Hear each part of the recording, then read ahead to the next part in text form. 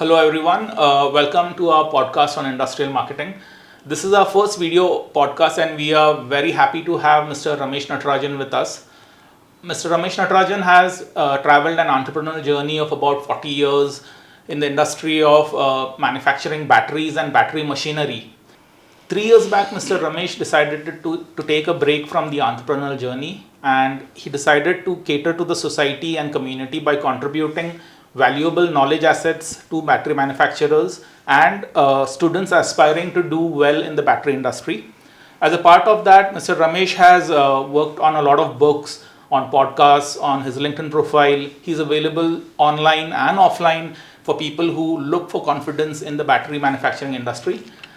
Today we are pleased to have Mr. Ramesh Natarajan with us on our show. Welcome, Mr. Ramesh. Thank you so much. It's always a pleasure interacting with you. And I think this is the third podcast we are doing. Yes, and probably the first video podcast. And on the first video podcast, I've come with a mole on my nose, which will eventually disappear in the upcoming podcast.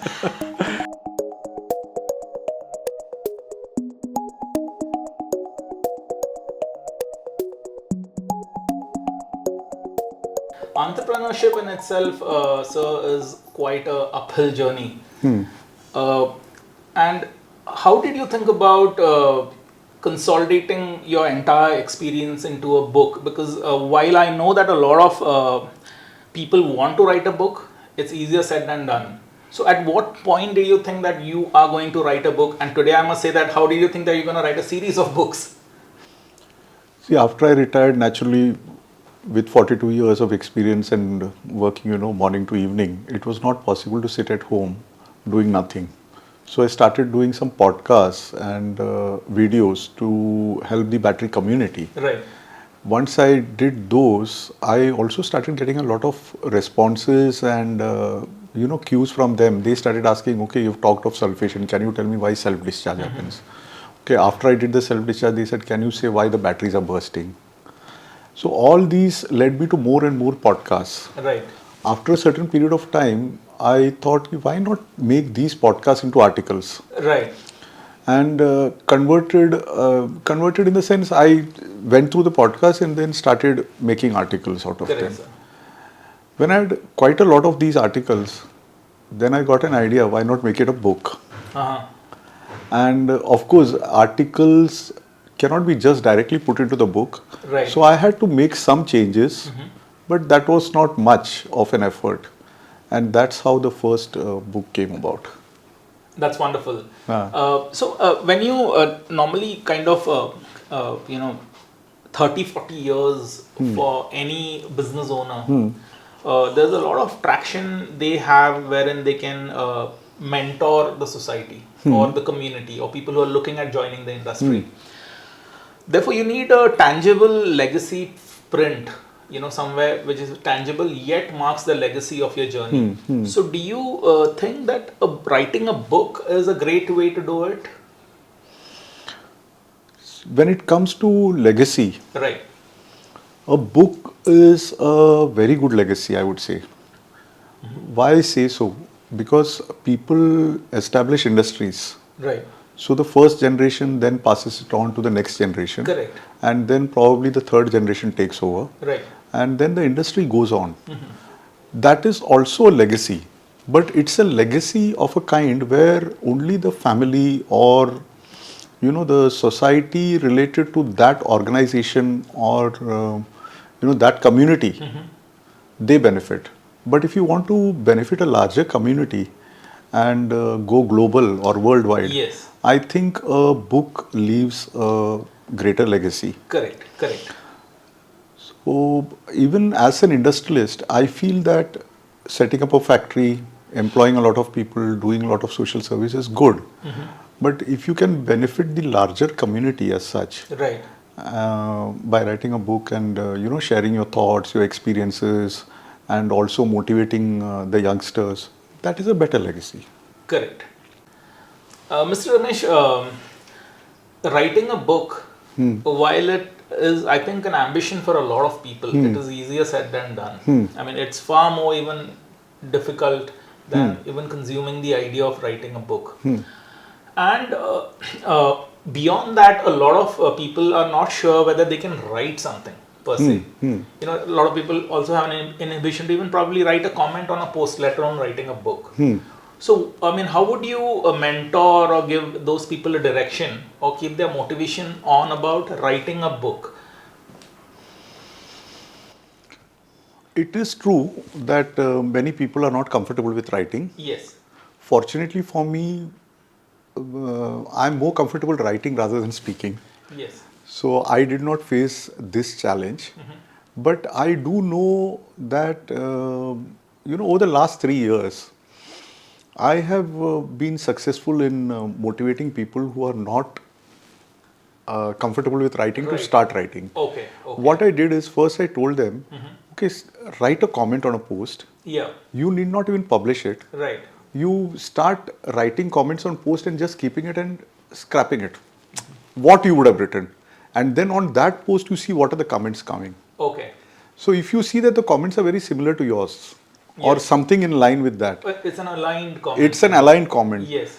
Then next you start putting those comments. Okay. For some posts. Okay. Yeah. You know that you're in alignment with the majority of the people. Yes. So start putting those comments. And then you start getting responses to your comments. Yes. The post will get responses, that's a different thing. You start getting responses to your comments. Later on, you start going and writing posts. Okay. So comments to posts. You take it gradually up like that. Right. The people who are not comfortable with writing. Yeah, I think majority of them are not comfortable. They can be comfortable writing, but writing for a public domain is something which kind of is an inhibition. Yeah, that is why I said you write a comment and keep it. Don't post it. Right. Then you write a comment, get responses, you know that you're in alignment. Right. Then you start writing posts. Correct. And after that, you get into articles. Okay, this whole process may take anywhere between 3 to 6 months. Doesn't matter. But after these 6 months, you'll be so confident you'll want to write a book. Right. And I'm not just telling you, I've got 2 people who have written books and who have followed this. Okay. Oh, that's really nice. Yeah. And they also had asked me, how did you write a book and why did you do it and all these things, what you have asked me now. Right. And they were having this inhibition of writing or problem. And this is what I advise them. And they have been successful and they have turned authors. And do you think for people who want to give it a quick start, like you rightly said, creating a habit of writing could take about 6 months. Yes. But for somebody who wants a far more quick start and wants to, cover a large scope of topics, do you think, how good do you think is an idea of hiring a ghostwriter? Not a bad idea. I would say it's a good idea too. Yes. Why should I say not a bad idea? I'll say it's a good idea. But then I wouldn't be comfortable personally with a ghostwriter. Right. And if at all somebody is having a ghostwriter, I think what they should do is, first they have to see whether the wavelength matches. Yes. Secondly, whether that person is in alignment with their thoughts and vision of why they want to write a book. And I'm sorry to interrupt you, but in this case, you will need somebody who understands technicality also. Assuming somebody is from the manufacturing domain. Yeah, you mean the person who is going to be the ghostwriter? Some kind of like somebody who can read a feature as a benefit. Somebody who can write from that perspective. Yeah, it will be required, but it's all the more what happens is because it all depends on what is your subject. Correct. If it is something to do with sales or marketing, it's easier for that person to understand. Right. Because sales and marketing is that way quite a generic topic. Yes. So it's easier for that ghostwriter to understand and do. Yes. But if it's a topic like mine, which is highly technical, then the content has to be not from the ghostwriter. Yeah. The content has to be totally yours. Okay. And when the content is totally yours, you only have to see whether the person who is writing this topic is understanding you well, and then able to frame the whole article or the entire thing.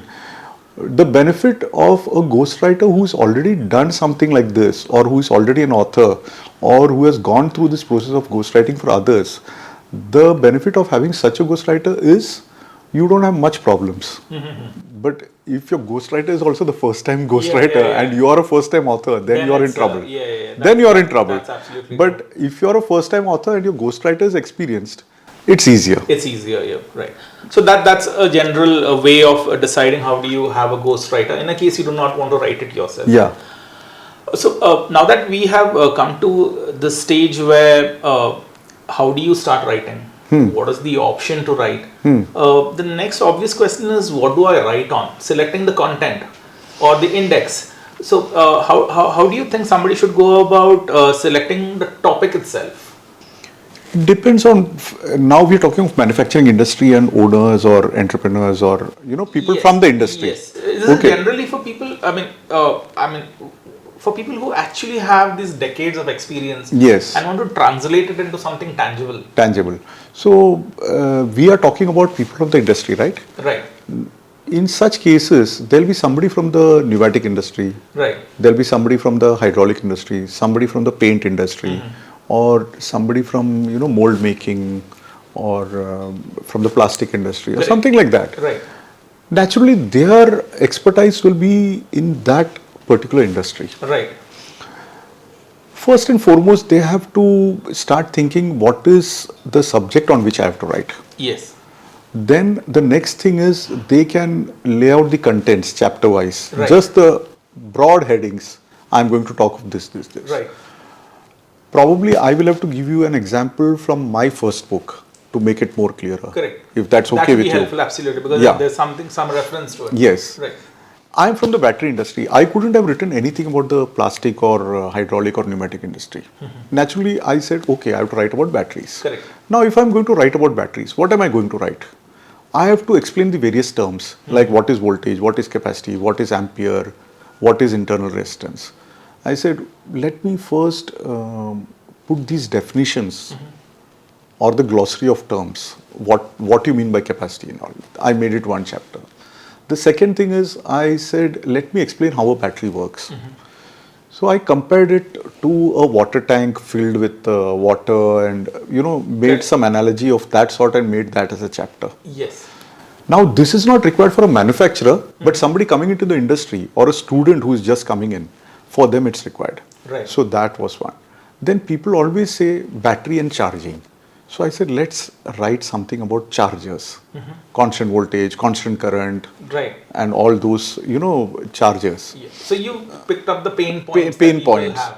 And then what is UPS? You have a UPS at home. You have a battery. You don't know how the UPS is related to the battery. I said, let's write about UPS. Right. Inverters.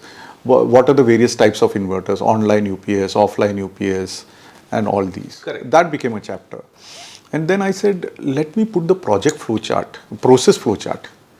So process flowchart of how the lead gets converted into a battery. What are the various stages which go through? I Right. made a process flowchart and made that. Right. And then what are the machines required to make the battery? Correct. So like a forward and backward integration of Yes. the entire thing, and then you can break it down into Yeah. chapters. And What are the materials required? Right. Right. So all these became different chapters, and then that was my first book. Okay. Okay. So something like this is what anybody from the industry, they have to sit and think, what am I going to write? right. And they have to write about the topic in which they are experts. So once once the first book is done, then you're more confident about the second, then the third, and the fourth becomes like a very seamless effort. The second book Since you've was... written so many books, I think you should be able to answer that question also. Yeah. See, the second book was meant for service engineers. Yes. After the first book went out, again, like the podcast, I was getting responses. I started getting responses. People started telling, oh, but I'm facing this problem. Is it due to the charger or is it due to Right. the inverter? I said, oh, that means I have to address the service aspect. Yeah. So the second book was Batteries Demystified for Service Engineers. Okay. So that's how you kind of came up Yeah. with this entire content module. Yeah. Then the third book came out because FAQs. People who know me and even from our own, society, Fraternity. neighbors and all, they started, even the neighbors and all that, Yeah. they started asking, tell me one thing, what is difference between the batteries which you've been using in the car for starting and what's the electric vehicle battery? Okay. So I had to talk about the difference between lead acid and lithium ion. Okay. Then they started saying, why are these EVs catching fire? Yeah. So I had to write something about lithium ion and safety. Perfect. So the third book came with FAQs for battery users and manufacturers. Right. So I think the answer to a lot of questions are probably start with your neighborhood itself than looking out very far. Yeah, neighborhood and the community The with immediate whom I am, community the that you immediate work in. community and the community with whom, the podcast now, Yeah. it's gone global. I've got 107 countries where they are downloaded. Right. So Wonderful. now from all these countries also people ask something and that becomes the topic for the next podcast, the next article, Yes. and then all these together then become a next book. Perfect. So taking this forward, like you well narrated the entire process of writing a book, why to write a book, how to write a book, how to get started. For a lot of engineers like you, people who are into engineering, they would also want to discover a tools aspect. Are there tools good? Would you recommend some good tools that can be used, some nice processes that can be adapted? Because I think the manufacturing fraternity would love to also know, can this exercise also be done using tools and processes? See, this is where I think, if you have a ghostwriter and they are well versed with tools, Right. it helps. Correct. So you have the content, the ghostwriter is well versed with tools, things become easy. Yes. I think for a ghostwriter, since he's a professional, he will have All these tools. all his tools in place. Yeah. Okay. So that advantage, when you asked about ghostwriter, the ghostwriter has, and you as a team have this advantage. Right. For a person like me, the first book which I wrote, I actually penned down everything. Oh. Because I am very comfortable, the thoughts flow and I keep writing. I'm not so easy typing on the laptop. Right. So I went on writing. Right. And after having written, you won't believe I used to type it on the laptop, just, seeing what I've penned down and then putting it onto the laptop. Right. And then taking the paragraphs up and down and then creating a flow, then correcting the sentences, breaking down the sentences to smaller sentences and all that. Because you would have realized as I'm talking also there's no comma and there's no full stop. I'm going on talking. So I write also in a similar manner and I did that. But when it came to the second book, by then I had, started using Grammarly. Okay. So I didn't have to break the sentences. I used to just type it and then put it through Grammarly and things were better. Even the grammar used to be corrected and everything was done. So I paid for Grammarly, the annual subscription, and used Grammarly. By the time I came to the third book, I came to know that there's something which is very easy, which is speech to text. Okay. So instead of writing and then typing, I could directly talk and make it speech to text. That's a good idea. I think that will help a lot of people who want to narrate. Yes. Then it becomes text. Then Yes. you break down the text. Yes. You could use a lot of AI tools which are Yes. available today. And then it can eventually take form and structure. At Yes. the end of the day, what matters is the content and the mentorship that you're giving to the upcoming generation. Yes. So when the third book I started, I just used the speech to text, then the Grammarly, and then also I did use ChatGPT, but not ChatGPT directly get the content, because then it becomes difficult. You have a lot of issues even for publishing on Amazon and all that. Right. So I use the ChatGPT only to rearrange or something. Again, I did not use the ChatGPT matter as it is. I had the Grammarly matter and the ChatGPT matter. I used to see whether this paragraph is good or the ChatGPT is good, and then I merged it and then gave it to my publisher. Okay.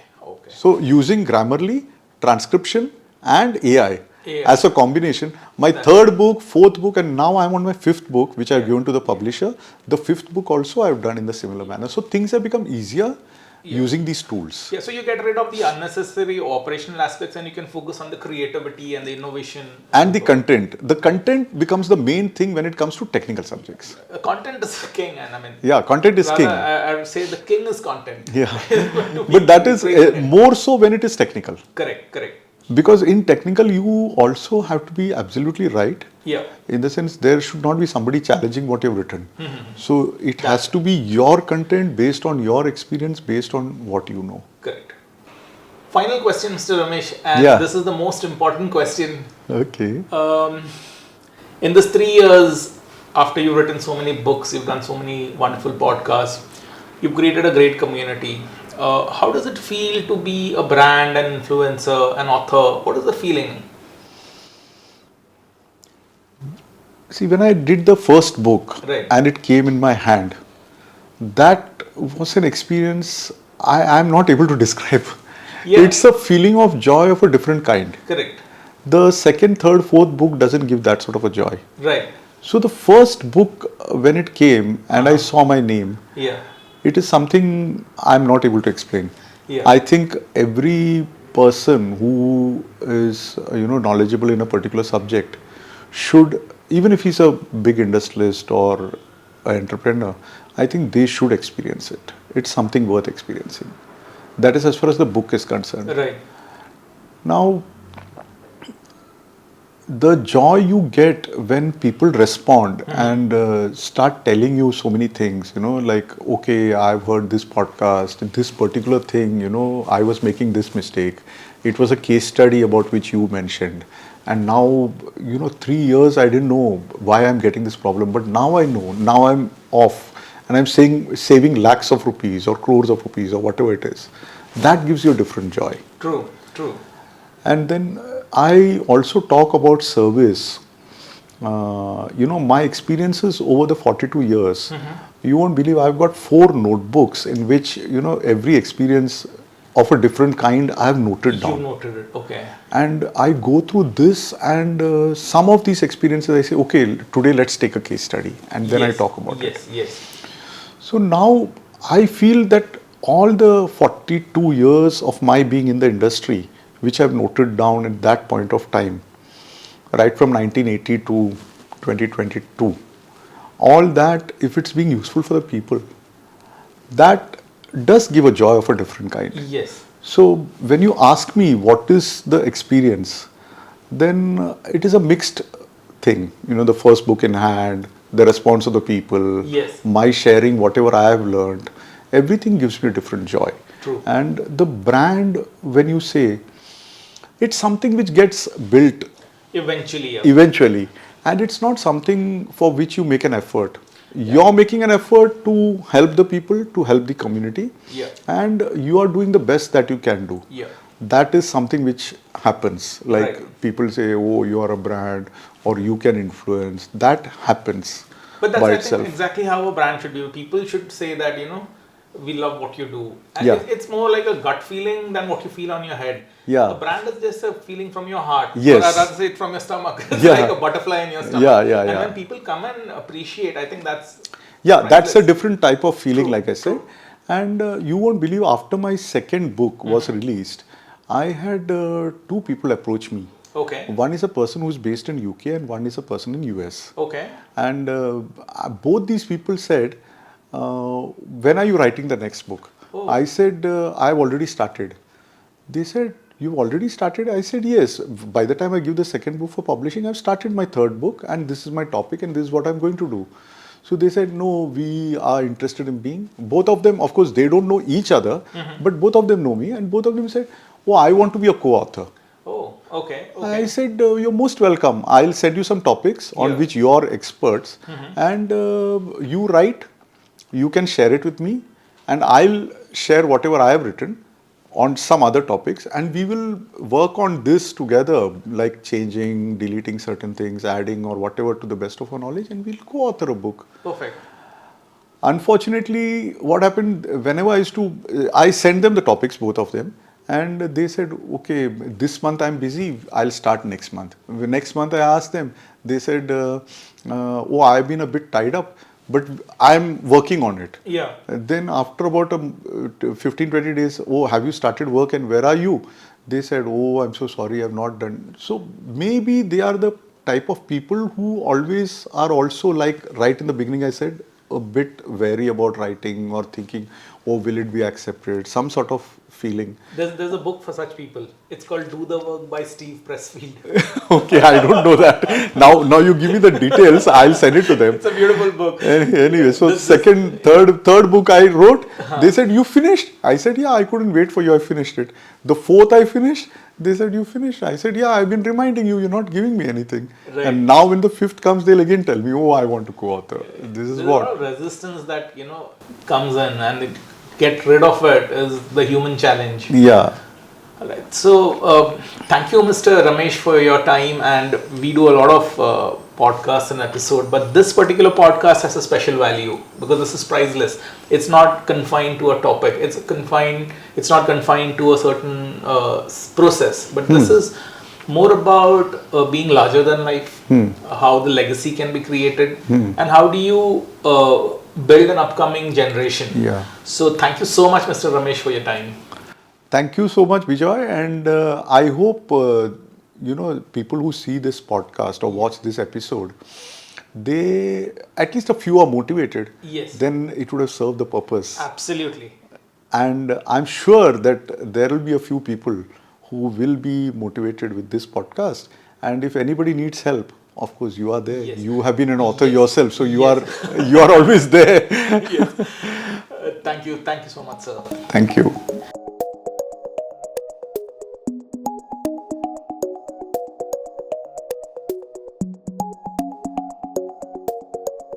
Thank you everyone for giving your time to watch this episode. This episode is also available in the audio format on Spotify and Apple Podcasts. If you need to know more about Mr. Ramesh Natarajan's work and how he helps people in the manufacturing industry, especially people who are into the battery industry, please do scan the QR code at the end slide. And we look forward to seeing you again for the next episode. Thank you so much.